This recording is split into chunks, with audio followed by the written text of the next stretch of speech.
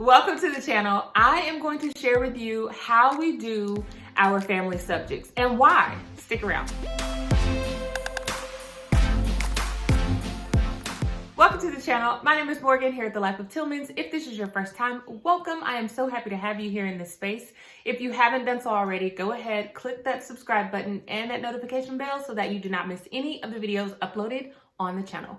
If you've been with me before, welcome back. My girls are in here. Hi. We'll see how this goes. They are doing a craft, but I have had questions about our family subjects. I shared, oh my goodness, probably back in April, what family subjects we would be using for the 2021-2022 school year. And I will link that video down below along with all of our curriculum, because I know some people change curriculum this time of year. Oh. Hi. And so I am going to link that video down below so that you guys can take a look at it to see specifically what family subjects we are using for the school year.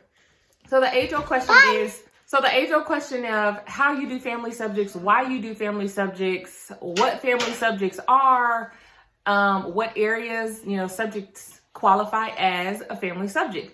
And all of that is completely subjective. It's whatever you choose. You choose your family subjects and how you want to do it. But typically, family subjects are things like science, history, art, music, geography, Bible, any of those areas, unit studies that you may pick for you and your family or that your children want to learn about. Typically, those are the areas where you will find family subjects. Also, foreign language, but a lot of it depends on the age of your children. Hold on, girls. A lot of it depends on the age of your children. If they are closer together in age, further apart, there may be some areas where you don't feel like you can put in family subjects. Okay, so our family subjects for the 2021-2022 school year are geography, Bible, science, art, and music, and we do all of those things through My Father's World. Other areas that I have added into for us for family subjects are Spanish, which would be your foreign language, whatever it may be, and then also writing, which is another family subject. I consider it a family subject. I'll explain to you why. I forgot to mention too, our daughters are 4th grade, 10-year-old, 3rd grade, 8-year-old, and pre-K, 4.5. She'll be 5 in April, so coming up really soon. So those are the ages of our daughters, and so that's why we incorporate family subjects. So 4th and 3rd, they're right there grouped together. Why we do family subjects? It's different for everyone. Everyone has their specific reasons why they want to do family subjects, but for me, I have about 5 reasons why we do family subjects. The first one is when you have multiple children, family subjects come in handy. You want to be able to teach everyone the same thing at the same time. And with talking about time, the next thing is that typically doing family subjects saves you time, because you don't have to worry about doing science separate with, for example, my 4th grader, and then a different science for my 3rd grader, and then a different science for my pre-K-er, if we're going to do science for that age level. Like, I don't have to divide my time up so much, which would really make our homeschool days super long if we did it that way. So those are 2 reasons why I have chosen to do family subjects. The 3rd reason why is because just for the fact that we get to be together. Like, the togetherness is a big thing for me. And if I can give us more time to be together by teaching family subjects, that's a win in my book. It also helps with discussion. We have amazing discussions because everyone has a different point of view about whatever it is that we're talking about or working on. And it broadens our thought process so that we know that not everyone who is discussing whatever subject matter it is thinks the exact same way. And if we have all of these different opinions just in our household, just imagine all of the different opinions and thoughts and ideas that come from the outside world. I think that it helps our children to understand basically that not everyone thinks like them, that it's okay for people not to think the same, and to take in those ideas. We don't necessarily have to adopt them as our own, but know that this is how one person may think about it. This is how I think about it. And both of those can be okay and are acceptable.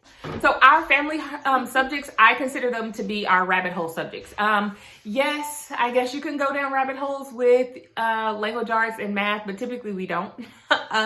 We work on that specific concept and we move on from that. But I do family subjects because those are the areas where we can just take off. We can come up with different ideas, write all those down, research more, and just dig and dig and dig till our hearts are desired.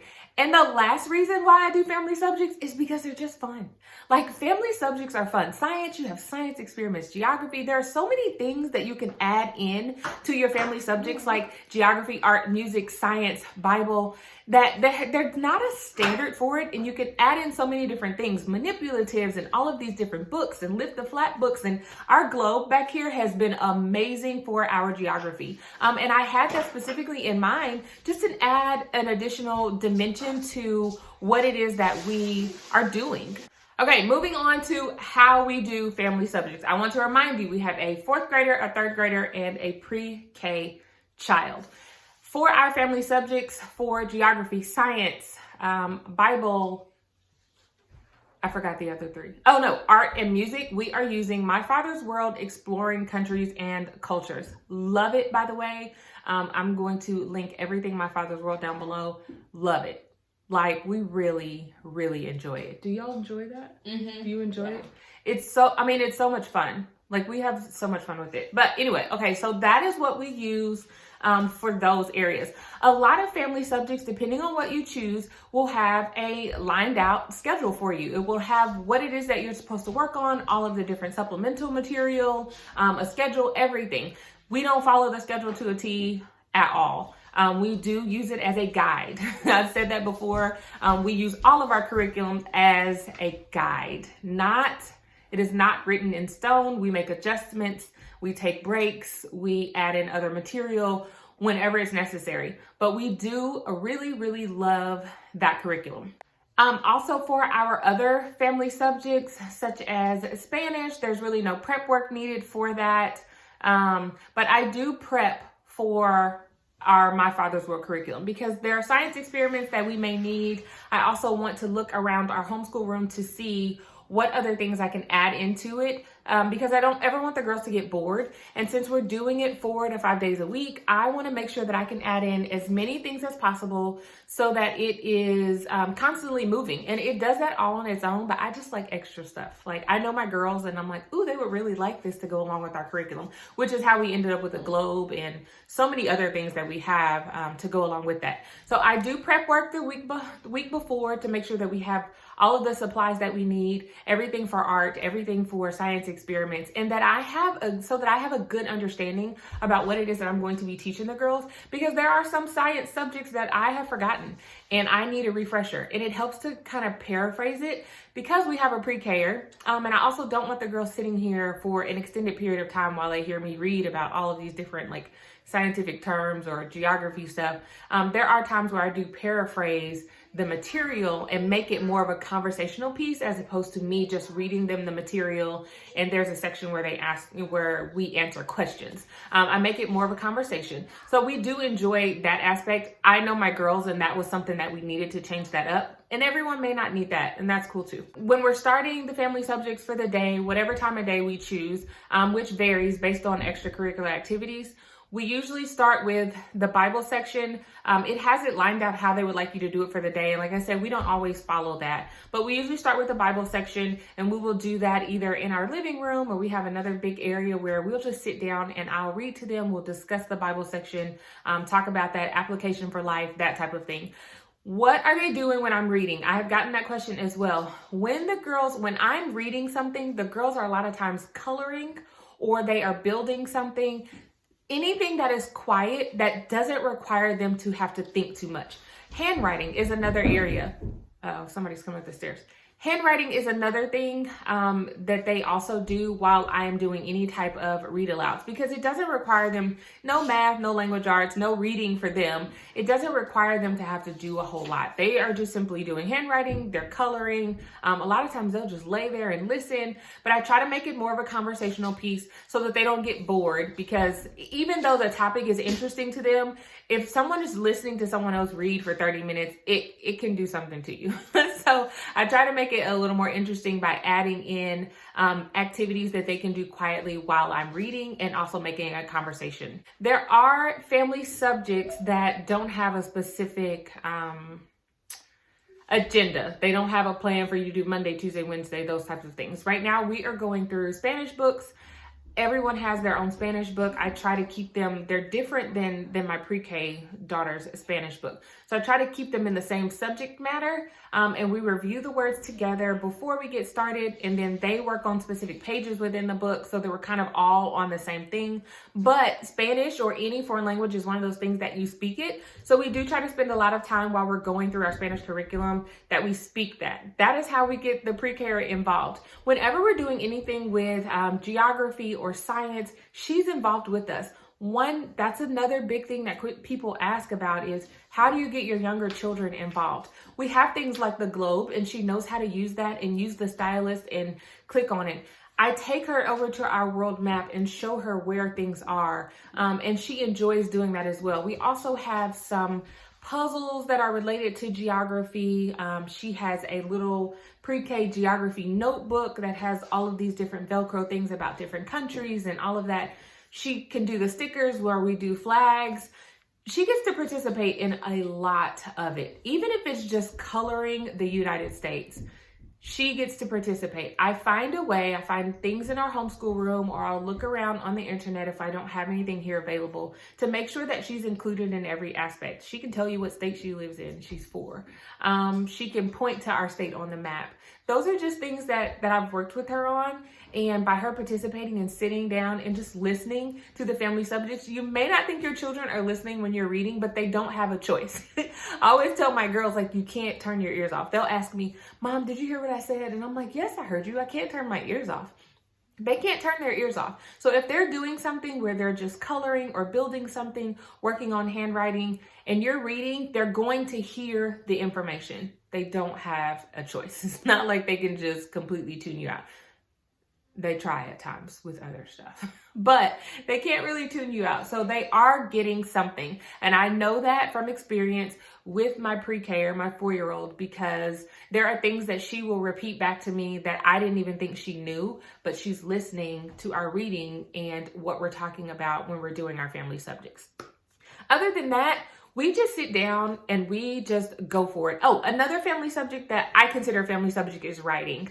I only do writing with my oldest 2, but they do it together at the same time. What is my 4-year-old doing when we're doing the writing? The same things as that she would do when we're doing reading. She is coloring, building something, working on handwriting, sitting right at the table with us. It is a family affair, hence the name Family Subjects. I include all of them in any way possible. We do everything together, and we have a really good time doing that. And I think that it helps make the time go by a lot faster too, because of the ongoing conversation, the reading, the changing of the different activities. We're not sitting and getting bored for an extended period of time. Science projects and listening to music, and we get up and we dance to the music, all of those things. It's a really good time. So that is my spill on family subjects. Also, unit studies are included in that last year, and I'll link that playlist down below. But last year I created lots of unit studies that we did, and those were family subjects. We did leaves. What else did we do? Space. What else? Oceans. We did oceans. Human body. Gardening. We did gardening. I can't think what else. Maybe that was it. Maybe 5 or 6. We had about 5 or 6 unit studies that we created last year. Oh, we did a Christmas unit study as well.